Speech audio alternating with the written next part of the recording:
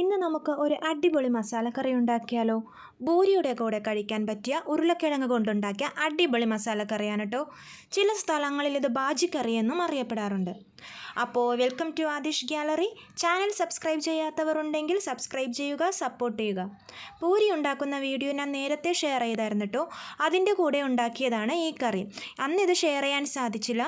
ബൂരി making video കാണാത്തവരുണ്ടെങ്കിൽ അതും കാണുക. നല്ല ക്രിസ്പി പഫി ബൂരിയാണ് കേട്ടോ. ഇതിനായി ഞാൻ 4 ഉരുളക്കിഴങ്ങ് 2 സവാള എടുത്ത് തൊലിയൊക്കെ കളഞ്ഞ് കഴുകി അരിഞ്ഞെടുത്തിട്ടുണ്ട്.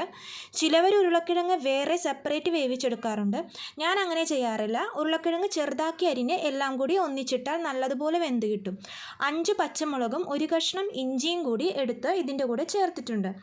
അതിനുശേഷം ഒരു ചട്ടി ചൂടാക്കി എണ്ണ ഒഴിച്ച് കടുകും പൊട്ടിച്ച് അതിൻ്റെ കൂടെ നമ്മൾ അരിഞ്ഞു വെച്ച ചേരുവകൾ സവാള, ഇഞ്ചി, ഉരുളക്കിഴങ്ങ് എല്ലാം കൂടി ഒന്നിച്ചിട്ട് കുറച്ച് വെള്ളവും ഒഴിച്ച്, അതായത് ഇതെല്ലാം കൂടി ഒന്ന് മുങ്ങിക്കിടക്കുന്ന പാകത്തിലുള്ള കുറച്ച് വെള്ളം ഒഴിച്ച് മഞ്ഞൾപ്പൊടി, ഉപ്പ് എന്നിവ ഇട്ട് നമുക്ക് കുറച്ച് നേരം അടച്ചു വെക്കാം.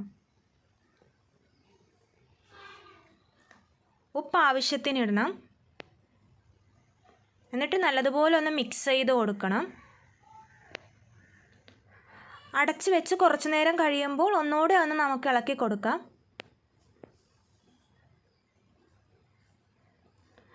വേറെ സെപ്പറേറ്റ് ഉരുളക്കിഴങ്ങ് വേറെ ആയിട്ട് വേവിച്ചെടുക്കണമെന്നുള്ളവർക്ക് അങ്ങനെ ചെയ്യാം. പക്ഷേ ഇങ്ങനെ ഉണ്ടാക്കിയ എളുപ്പം എല്ലാം കൂടി ഒന്നിച്ചിട്ടാവും. ഞാൻ ഇങ്ങനെയാണ് എപ്പോഴും ബാജിക്കറി ഉണ്ടാക്കാറ്. എളുപ്പം വെന്തോളും. വെള്ളം ഒഴിച്ച് ഇങ്ങനെ മൂടി വെച്ചാൽ മതി. ഇടയ്ക്കൊന്ന് അടച്ച് തുറന്ന് ഒന്ന് ഇളക്കിയും കൊടുത്താൽ മതി.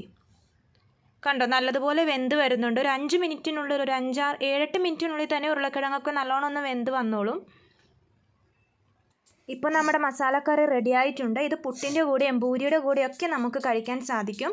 ഇനി കുറച്ച് മല്ലിയിലയൊക്കെ ഇട്ട് കൊടുത്ത് നമുക്ക് അടച്ചു വെക്കാം. അപ്പോൾ എല്ലാവർക്കും നന്ദി. നാളെ മറ്റൊരു വീഡിയോയുമായി കാണാം.